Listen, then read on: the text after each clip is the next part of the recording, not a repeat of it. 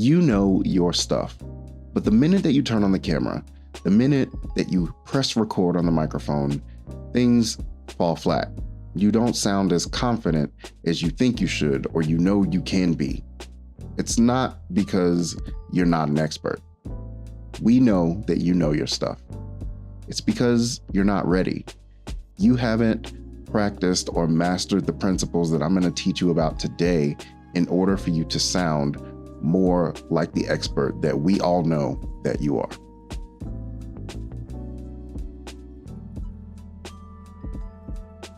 All right, welcome back to the Keep Creating podcast. I am your host, Larry G. I've been a content marketing, social media marketing management person, expert, if you will, for the past 10 years.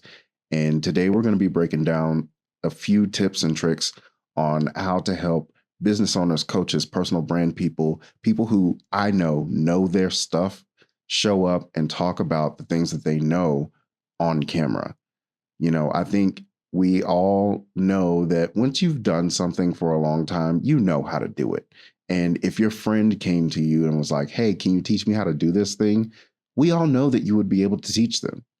We all know that you know the inner workings and the tips and tricks and the pitfalls and all of the steps it takes to get to where you are. What you may not know is how to present that information in front of a crowd, how to present that information in front of a camera or a lens. This connection, if you're watching on YouTube or any video platform, this connection is exactly, something that a lot of people are afraid of or they're not used to. And today we're going to break that down. But before we get started, if you are watching on YouTube or any video platform that allows for comments, leave your questions down below. I know that this is a topic that comes up with a lot of people because I work with clients and people who are not used to being on camera, and it comes up quite often. And so I am usually in the moment coaching them through how to show up on camera, giving them tips, sending them information and tips and tricks on how to show up better on camera. But if you have specific questions, if you need help, go ahead and leave a comment down below. I would love to respond to it and reach out and help you any way that I can. So the first point that we're going to go over is authority is a muscle, not a title. A lot of people think that because you know everything you think that there is to know about your subject or your topic, that you can just get in front of a crowd of people and talk.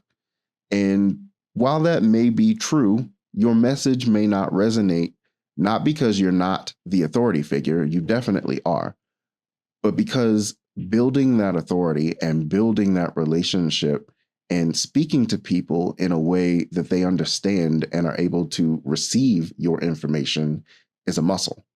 It's something that you need to practice, and you need to practice over and over and over again, the same way that you practice whatever it is that you are a master at. The reason that I feel comfortable, and a lot of people say that I look and feel comfortable on camera, is because I'm constantly practicing.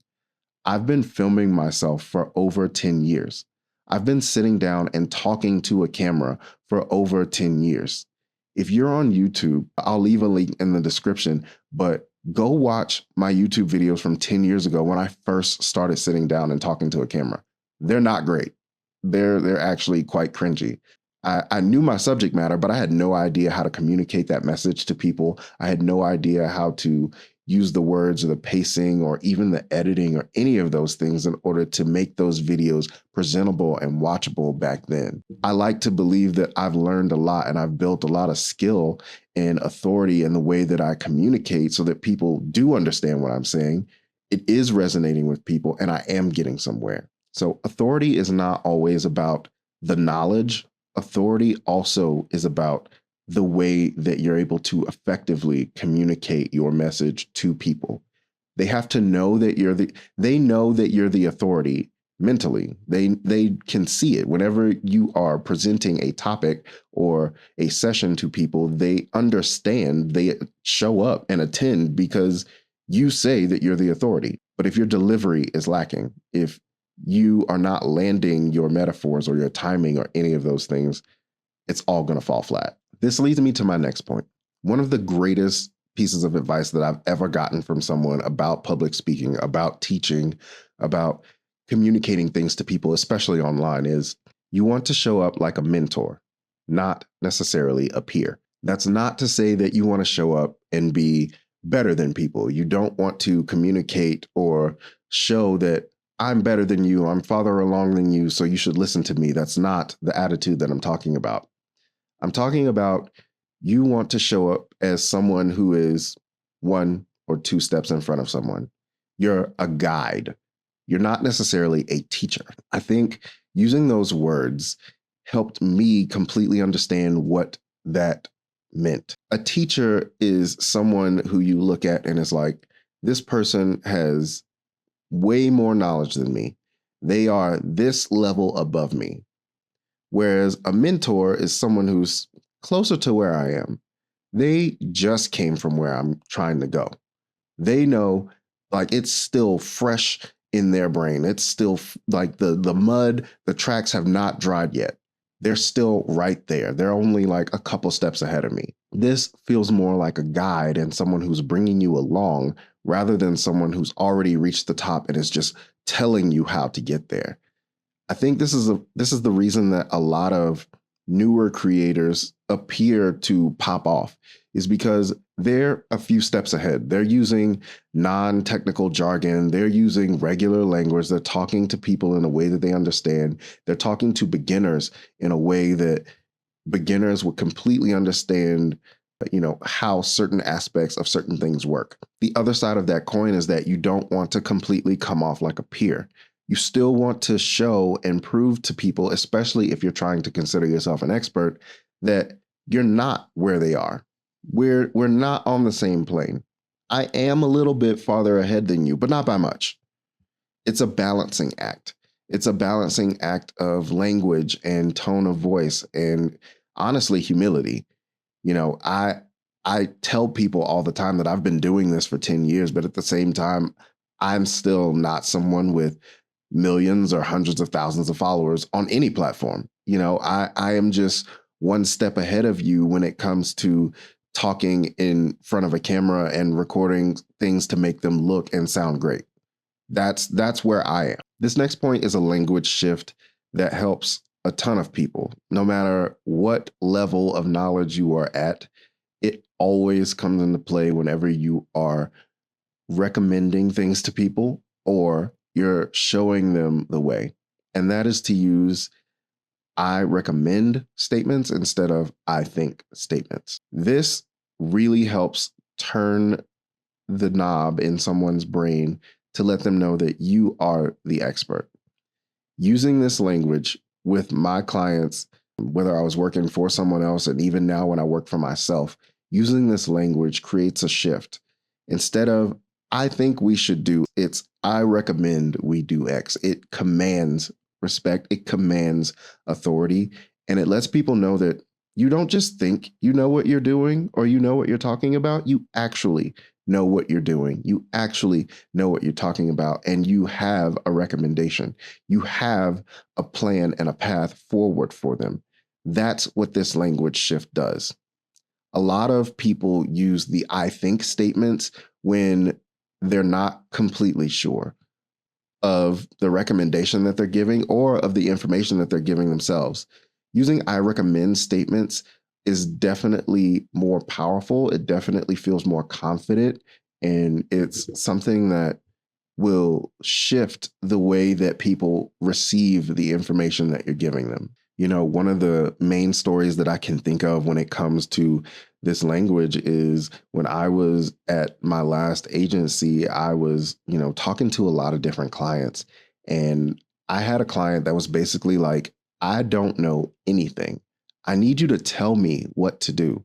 I need you to tell me what I should be buying, what I should be setting my camera or my phone settings at, where I should be in my office, what light should I buy? Like they needed help with literally everything. And one of the biggest shifts came from not me saying, well, I think it depends. And I think no. At that moment, I had just read a book and it was talking about this language. I don't remember the book. If I remember it, I'll put it in the description of the show notes. but it was talking about commanding authority, basically. And it told me to shift from I think to I recommend statements. And so the next time I met with that client, their confidence was a little shaken in me, but I came to that next meeting and I was like, I recommend that you get this tripod. I recommend you use this mic. I recommend that you sit here and film your videos with this background. Their whole demeanor and everything about that meeting and everything about that relationship shifted from then on. It wasn't, oh, Larry doesn't know what he's talking about. Larry's not sure. Maybe my situation is, different. Maybe I'm not where I think I should be. It became, this guy knows exactly what he's talking about. This guy knows how to help me show up the way that I need to show up. This guy is my guy. I then used that technique in the next client and the next client and the next client. And it is an immediate trust builder, especially if someone's already been brought to you or recommended to you. It immediately builds trust when you can say, I recommend this product, this service, this guy, this person. I recommend this. And it something about that language just gives people reassurance that you've been here before. You've been in their shoes, you understand their question, you understand their problem, and you have a solution. You ever notice how public speakers usually get reactions from the crowd? And great public speakers usually do this a lot faster than non-great public speakers or people who aren't used to speaking in front of crowds. This is because they're using thought leadership frameworks and not just rambling. Now, I must admit that this is something that I have to get better at. However, I feel like I'm getting closer to this. One of the main ways that they do this is by getting audience participation. This is something that I've learned from watching people like Myron Golden and the Sales Girls, is that immediately, right out of the gate, whenever you are starting a talk or starting a conversation, you're getting input and feedback from the people that you're talking to. One of the main ways to do this in video is to start with an intriguing question, or start with an impactful story, or start with an impactful statement. These are things that trigger people's brains to want to stick around and listen to what you have to say or watch whatever you have to present. A lot of Myron Golden's videos start with a question. A lot of his videos start with, have you ever thought about, do you want to know how? All of these things are questions that you are internalizing. Yes, I do want to know about. Yes, I do want to know how. But he takes it one step further.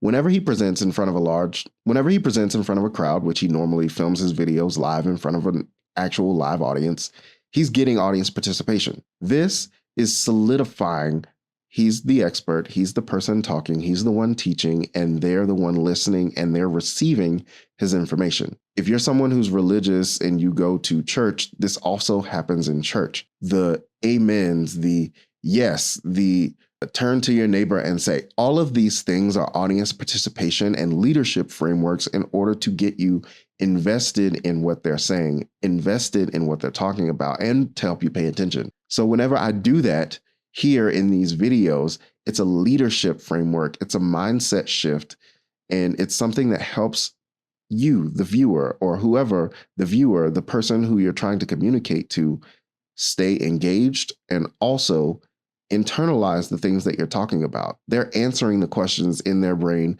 either consciously or subconsciously. Whenever you hear a question like that, it makes you want to answer it. This is different than rambling or just talking at people. One of the main pitfalls that a lot of people who start teaching or making videos and things online is that they're talking at people and they're not talking to people. That's another way to think about this shift, is you don't want to talk at someone. You don't want to just shove information or shove your story or whatever in their face. You want to dial it back, bring them in, invite them into the conversation, let them know it's a two-way street.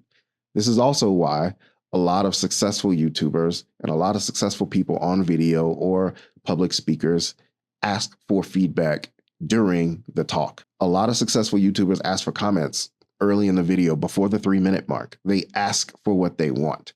This is in order to help people stay in tune and stay with them during the video. If I leave a comment on a video 3 minutes in and it's a 20-minute video, I'm one of those people that watch 20-minute videos. But if you're leaving a comment 3 minutes in, you're invested.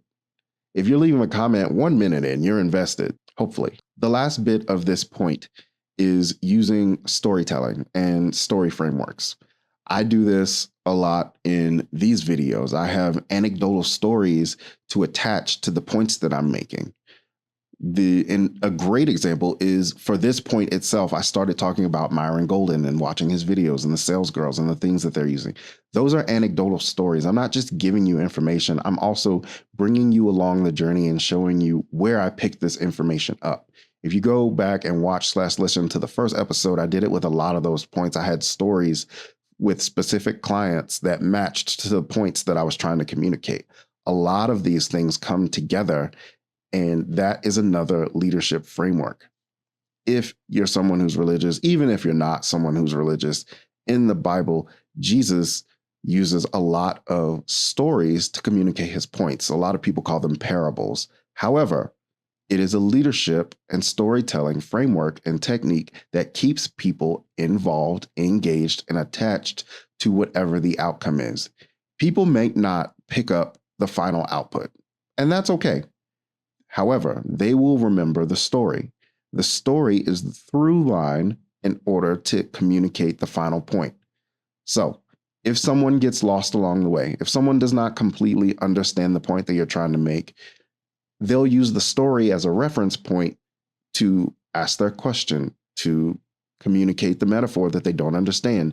And you can either use that story to help pull them through or see where the story broke down and pull that portion out and fix it or communicate it differently for them. This is the difference between using a leadership framework and just rambling on with you know your point, you know what you're trying to say, but you don't really have a way to structure it for someone to understand. This last point is one that a lot of people do not get, and it's really tough, especially for beginners. And that is that consistent messaging compounds over time. In order to sound like an expert, you have to say the same thing over and over and over and over and over and over and over. One of my favorite examples of this, actually, two of my favorite examples of this are Myron Golden and Gary Vee. When I first went freelance, I found Myron Golden's content and I started watching it. I mean, I dove deep. I watched 2 to 3 videos a day, and his videos are not short. So I was binging his content. And around the 10th video, I was like, did I watch this one already? Because this man's saying the same thing. It wasn't. It was not the same video. It was a different video. And it had a different title, a different thumbnail, a different, way to phrase the outcome, but the messaging was the exact same. The teaching was the exact same. There are some concepts that man talks about that you need to watch and listen to 5 or 6 times in order to completely comprehend them and then enact them into your own workflow and life and principles and things. However, I noticed that after hearing a message 3 or 4 times that this is the same message. And even if it is the same message, I'm learning something new every single time. I'm honing in on a specific part every single time. And I'm going to keep watching and keep learning the same message over and over and over and over again. 1, because it's effective and I know it works, but 2, because I'm actually learning something. The other person that I mentioned at the beginning of this point is Gary Vee. He talks about the same things over and over and over and over and over. It's all about repetition. And it's not about harping on something just because you know it works. I think that's where a lot of people get confused with some of these principles. And especially this one is like, if you made a video that went viral and it popped off, a lot of people will try to recreate that same video. That's not the same thing. What I'm saying is find a new way to communicate your same principle, message, or idea. In the Myron Golden example, yes, he draws a lot of the same things. He talks about a lot of the same things. However, it's from a slightly different perspective. It's from a slightly different vantage point. Gary Vee talks about the same things over and over and over again. A lot of his books talk about the same things over and over and over again. However, the lens with which he's using to tell the same story is shifting just a little bit. At first, it was Twitter, and then it was Periscope, and then it was Instagram, and then it was Facebook, and then it was YouTube. Each time, the message is still the same. You have to show up, you have to test, you have to post, you have to be seen. All of that is still the same. However, the platforms are what changes. The algorithms are what changes. The principles don't change. You still need to be a good storyteller. You still need to create content that people want to see. You still need to be active and involved on these platforms. However, every couple of years, the platform changes. The principles do not. Same with Myron Golden. A lot of his teachings are on principles. Principles do not change. In order to quote Myron Golden, principles are God's automation. They're going to happen whether you do them or not. I know that, and I learned that because I've watched his videos so many times. It's burned into my brain. So to wrap up this little point of what I'm trying to make is, in order to be an expert, you're going to have to talk about your same key things over and over again. You can shift the way that you talk about them. You can use different parables, different stories, different metaphors, but the goal, the end output needs to be the same. You need to be communicating the same thing over and over again. And that's because most of the time, people are not going to catch it the first time around. They're just not. Even if they pay completely close attention, you can always learn something the second time around. And I'll wrap up this point by using myself as an example. I love the book, The Alchemist. I listen to that book probably 2 or 3 times a year. Every time I listen to that book, I hear something different. I've listened to that book probably close to 10 times now, and I still pick up something different every single time I listen to it. Using the principle of repetition has been instrumental in my growth and success as a person. So use it as a teacher, as an expert, to your benefit whenever you're trying to communicate something effectively to people. If you started this and you felt like, I don't know how to sound like an expert, I hope that the topics and the things that I mentioned throughout this talk are things that you can work on. I think you should go back to your place. And if I could give you one action step, it's to pick something from this list and work on it. And work on it and work on it and work on it until you feel comfortable. And then go out and practice. Then not only will you just be an expert, you'll start to sound like an expert, and you can effectively communicate your points and begin to help the people that you want to help. If this message has resonated with you and you are on a video platform, I would appreciate a thumbs up or a nice comment. Leave any of your questions down below. I am always here to help answer them. Thank you so much for watching or listening. If you are on a podcast platform, please leave a nice review, 5 stars recommended, please and thank you. My name is Larry G. I have been your host of the Keep Creating podcast. Until next time, remember to actually do the work, believe in yourself, and most importantly, keep creating. Peace.